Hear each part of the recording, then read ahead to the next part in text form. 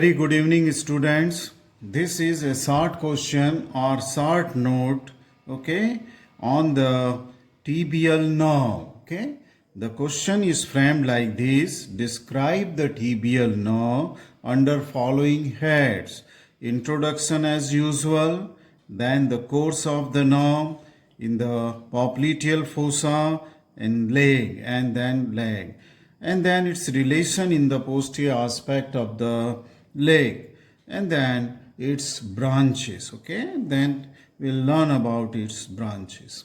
Now let us come to the first part, that is the introduction. Okay, now this tibial nerve is, ultimately originates in the lower one third of the thigh. Okay, it is a terminal branch of the sciatic nerve, and then it runs through the popliteal fossa. It comes to the posterior aspect of the leg, and then it terminates at the level of the ankle joint into medial and plantar nerve. Okay, this is the major nerve to supply the posterior compartment of the leg. So all the flexor muscles of the leg, they are supplied by these. Okay, they are supplied by the tibial nerve. Okay, tibial nerve. Let us now come to its course and relation. First, I will tell you about its course, and before we go to the course, let us get some orientation of this rough diagram which I have drawn. Just you also draw first the tibia. This is the tibia. Okay, this is the ulna. So draw the tibia and ulna. This is the medial malleolus and this is the lateral malleolus, right? So just draw these two bones, okay, medial and lateral malleolus, and then draw a muscle along with the tendon which is coming from the femur and then getting insertion onto the upper part of the posterior aspect of the tibia just above the soleal line. And this muscle, you are knowing by this time, is called as popliteus. So this is how I have drawn the popliteus muscle just above the soleal line. Okay, soleal line. Let me just little zoom it so that you can see this when I am drawing. Okay, so this is how I have drawn the poplite. You also draw with the color pencil in your diagram. Now I have shown you the two structures here just to show you the relationship of these with each other. Our nerve is here. Okay, so now we will follow the course of our nerve, that is the tibial nerve. As I said that it begins in the thigh at the junction of the upper 2/3 and the lower 1/3, where it is a terminal branch of the sciatic nerve. So sciatic nerve at this level in thigh will divide into the tibial nerve and common peroneal nerve. Okay, peroneal. Now then it will enter in the popliteal fossa. Okay, and then it will go on to the back of the leg, okay, in the posterior aspect. So this is that tibial nerve which is lying here in the popliteal fossa, and then this popliteus muscle, it will lie first onto the popliteus muscle after crossing the oblique popliteal ligament and posterior aspect of the knee joint.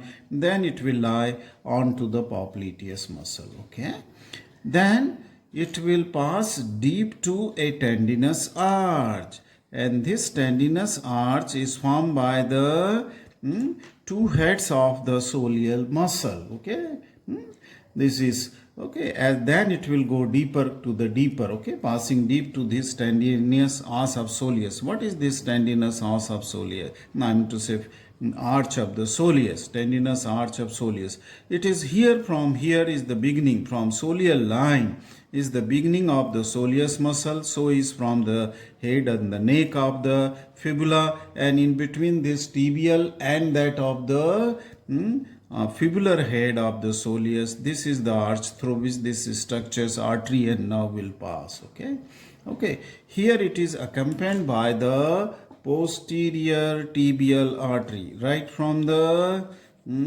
this is popliteal fossa, okay, and at the lower margin here it will divide, the tibial artery will divide, posterior tibial artery I mean, into the anterior tibial and the posterior tibial. Till now it was popliteal artery. So this was the popliteal, which is the continuation of the popliteal. Okay, T was missing here. The popliteal artery, right? Okay. Okay, we will just further we'll learn about this. Just I am drawing this popliteal artery, and then at the lower margin of the this muscle, that is the this popliteus muscle, it will divide into the anterior tibial and posterior tibial. So this posterior tibial will also pass deep to this arch, okay, fibrous arch of the soleal origin, and then this will give a big branch here that is called as the peroneal artery. Okay, the big branch is the peroneal artery. Let me draw it so that the relationship will be clear of the this nerve, tibial nerve, and this is the anterior tibial artery. Okay, and this will go then deep to the flexor retinaculum, where it will divide into two branches, medial and lateral plantar artery. So this is just for orientation I have drawn. This is the interosseous membrane between the fibula and the tibia. Now again I come on to the relations of this tibial nerve. So I was saying that this is following the course of the tibial nerve, posterior tibial artery. Okay, this tibial nerve it is.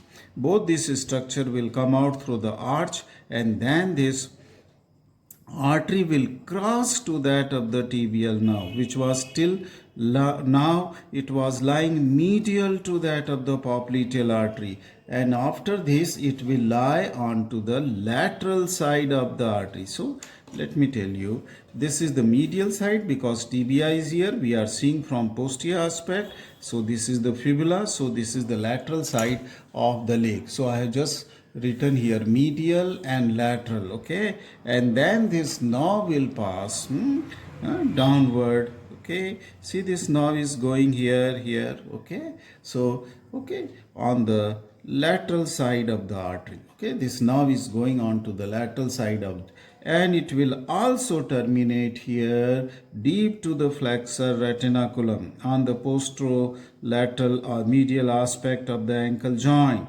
and again it will also terminate into the two divisions, and that is the medial and the lateral plantar nerve. So this is how the course of the tibial nerve is there, from the lower 1/3 of the thigh, then popliteal fossa, then the back of the leg, and then on the posterior aspect of the ankle joint deep to the flexor retinaculum. It will terminate by dividing into the medial and lateral plantar nerve. This is the medial and this is the lateral plantar nerve. Lateral and medial plantar nerve. I have just given you here the name of the lead. Let us come quickly to the relation of this nerve. Okay, now in upper 2/3 it lies deep to the gastrocnemius and soleus. Okay, the gastrocnemius muscle takes origin from femur and then cover and forms the medial and lateral lower boundary of the popliteal fossa that you know. So these are two gastrocnemius, and then after the soleal line, this two structure, that means nerve and artery, both will be covered by the soleus and gastrocnemius. They will cover, okay, in its course, in its upper 2/3. In its upper 2/3 it will be covered by the gastrocnemius and the soleus muscle. In the lower 1/3 part here, okay, in the lower 1/3 part, this nerve becomes little superficial by just lying onto the medial border of the tendon called as the tendocalcaneus, okay, and little deeper, but it is only covered by the deep fascia and the skin, though lying deep, okay, it is covered by the skin and the deep fascia, right on the medial border of tendocalcaneus. In upper 2/3 it lies on the anterior relation. Okay, in anatomical position, it lies anteriorly. Okay, in relation to that of the tibialis posterior, because tibialis posterior is the deepest muscle which take origin from the tibia, from fibula, and the interosseous membrane. Okay, so it will lie on to the tibialis posterior muscle. Now, in the lower one third, okay, in the lower one third, it lies on the flexor digitorum longus. It lies on the another muscle, okay, below the flexor. I mean, say tibialis posterior. It is the flexor digitorum longus muscle, not shown here in this diagram, okay. And in the lower part, lowermost part at the ankle, this is the lower end of the tibia and the lower end of the fibula. So this is the talus will be here, and this is the side for the ankle joint. Okay, so in the lower part, okay, at the ankle, it will lies on the capsule of the ankle joint. Okay, between the two tendons. Okay, flexor digitorum longus and flexor hallucis longus. Between two tendons are which? Flexor digitorum longus and flexor hallucis longus. Flexor hallucis longus is coming from fibula, so it will lie lateral, and flexor digitorum longus is coming from tibia, so it will lie medial. But as we have seen that deep to the, I mean say just below the retinaculum, they will change their position, they will cross. Okay, so flexor hallucis will become medial and flexor digitorum longus will be lateral. Okay, lateral. That is, we have already learned deep to the flexor retinaculum. Let us come to the branches. Okay, come to the branches of this tibial nerve. Okay, tibial nerve branches.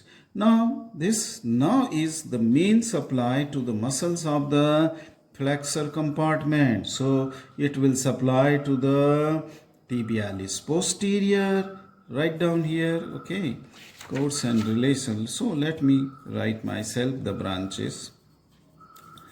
So branches will be first category muscular branches, and in the muscular branches, okay, this will supply to the tibialis posterior on which it lies, okay, which is its anterior relation. Then flexor digitorum longus it will supply, okay, flexor digitorum longus. Let me reduce the, okay, so that now I can move. Okay, you can see the whole page. Okay, so flexor digitorum longus, and then it will also supply to the flexor hallucis longus muscle. No supply to the muscle. Flexor hallucis longus and deep part of soleus. Deep part of the soleus muscle. They are all supplied by the tibial nerve. Let us come to the cutaneous branch. To the skin, and this is the medial cutaneous branches which pierces the flexor retinaculum. These branches will pierce the flexor retinaculum, and they are called as the medial cutaneous branch of the tibial nerve, and they will supply the heel and the medial aspect of the lower end of the heel. Okay, medial aspect of the heel. Okay, and this is the on the back and the lower surface of the heel, which will be supplied by the cutaneous branches, right? Okay, then articular branches means this will send the nerve to the joints, and naturally it is lying just posterior here to that of the ankle joint, so it will give a branch to the ankle joint. Okay, ankle joint. Now supply to the ankle joint is post tibial nerve. And then terminal branch will be, as I said, terminal branch will divide into the medial and lateral plantar nerve, and they will soon go, after coming out from the flexor retinaculum, they will go to the sole. Okay, they will go to the sole. So these are the branches of the tibial. So major component of the branch will be the muscular branches. Okay, it will supply to the muscles of the back side of the leg. Okay, muscle of the back of the leg. Right. So we have just learned, okay, what we have learned. We have learned that it's in introduction about its terminal branches of the sciatic nerve. It begins from the as a terminal branch and goes right up to the ankle joint. This is its course. We have learned about its relation, and then we have learned about the branches of the this I mean to say tibial nerve. Various branches, muscular, cutaneous, articular, terminal branches. So this was just a short note, okay. I hope that I have covered almost all the parts, okay, including the superficial and deep relation of the nerve, okay. Right. Thank you very much for watching this video.